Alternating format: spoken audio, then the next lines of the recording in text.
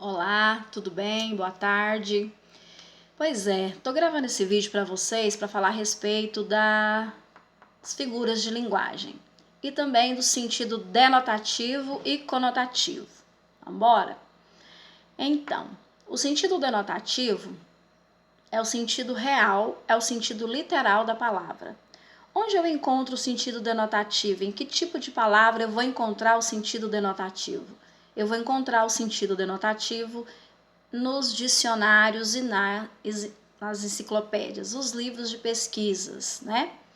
Nós dizemos que as palavras denotativas, elas são comuns. Por quê? Elas estão iguais para todos. Se eu for pesquisar uma determinada palavra no dicionário, eu vou encontrar o significado ali impresso. Tanto eu quanto você, ou qualquer pessoa que for olhar no dicionário e encontrar um significado de uma palavra, ela vai estar ali para todo mundo. Então, o olhar é para todos. Então, nós dizemos que é comum, né? Aquela significação é única, é exclusiva, ela é comum para todo mundo. Agora, se eu pego essa palavra, eu sou uma autora, sou uma escritora, alguém que gosta de brincar com as palavras, dar-lhes expressividade.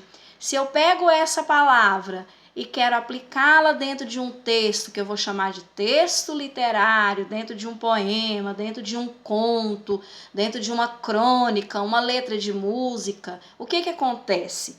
Essa palavra que tem o sentido comum para todos, que estava ali no dicionário, ela ganha um sentido diferente, ela ganha um sentido expressivo.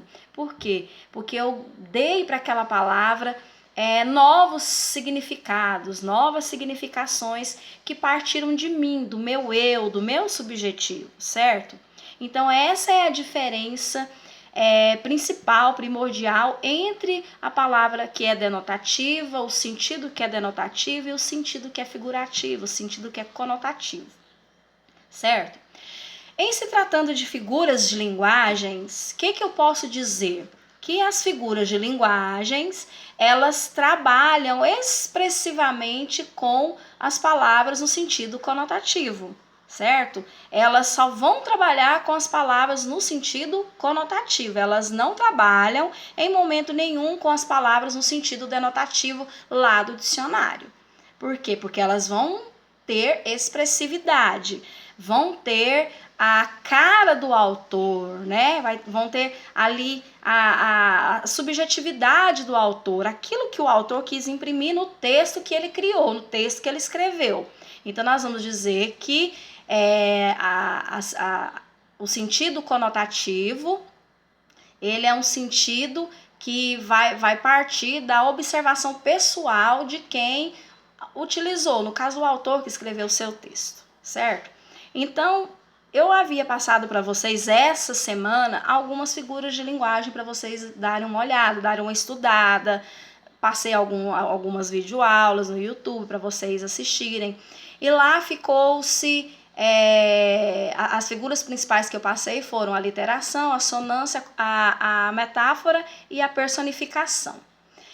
E alguns alunos disseram que tiveram mais dificuldades com a metáfora e a personificação. Mas eu vou falar um pouquinho sobre a assonância e a literação.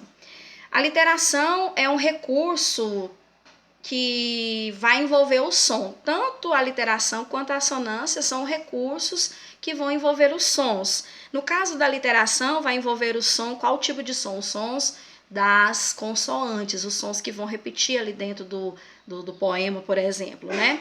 Esses sons, eles vão fazer com que o poema ganhe o quê? Ganhe ritmo, né? Musicalidade. Por isso que os autores dos poemas e das letras de músicas fazem o uso desse recurso.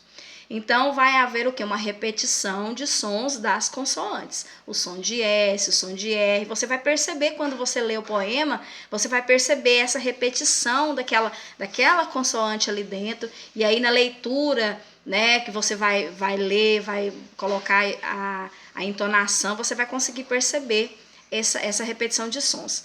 E também as assonâncias, que são as repetições agora não de consoantes, mas de vogais. que o autor também, repito, ele faz o uso dessas repetições justamente para quê? Para conferir ao poema sonoridade, musicalidade, certo? Ritmo. Agora, em se tratando das outras figuras de linguagem, a metáfora e a personificação. Vamos falar então da metáfora. A metáfora, de uma forma mais simples, para que vocês possam entender, nós dizemos que a metáfora é como se fosse uma comparação. Você compara um elemento ao outro porque há alguma coisa ali que se parece.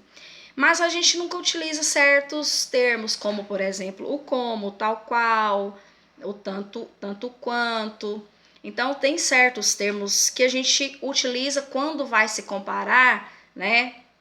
Os seus olhos são como as estrelas, aí nós temos uma comparação. Se eu disser seus olhos são estrelas, aí a gente já pode pensar um pouco mais, tá afirmando, não usou o termo como, né? Ou seus cabelos são negros como a noite, né? Ou então seus cabelos são noite. Se eu digo seus cabelos são noite, nós já temos uma metáfora embutida. Se eu disse seus cabelos são como a noite, aí eu já coloquei o como, aí eu não tenho uma metáfora, eu tenho uma comparação.